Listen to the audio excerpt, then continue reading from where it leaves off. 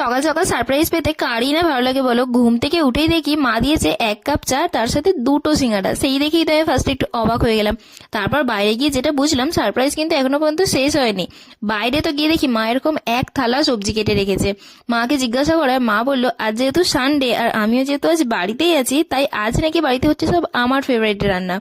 তখন মনে পড়লো কয়েকদিন আগেই মাকে বলেছিলাম শুক্তো রান্না করতে, মা মনে হয় আজ সেটাই করছে। আর হ্যাঁ, বাবা কিন্তু আবার এর মধ্যে আমার ফেভারিট মাছটাও আনতে ভোলেনি। রান্নার সময়তে গিয়ে দেখলাম আমি এতটুকুও ভুল গেস করিনি। মায়ের হাতে শুক্তো খেতে আমার তো জাস্ট অসাধারণ লাগে। তোমাদেরও কার কার এরকম মনে হয় কমেন্ট করে অবশ্যই জানিও কিন্তু। আমার তো আবার এইসব রান্না হলে খাবার টাইমের 1 থেকে 1.5 ঘন্টা আগেই খিদে পেয়ে যায়। রান্নার ফাঁকে মা আর আমি তো বসে একটু গল্প করছিলাম, এর মধ্যেই দেখি বাবা নিয়ে চলে এসেছে মায়ের জন্য স্পেশাল চানাচুর। আমার জন্য স্পেশাল। আর এত কিছুর মাঝে এদিকে রান্নাও অলমোস্ট কমপ্লিট। দেখা হচ্ছে নেক্সট কোনো একটা ভিডিওতে, ততক্ষণ টাটা।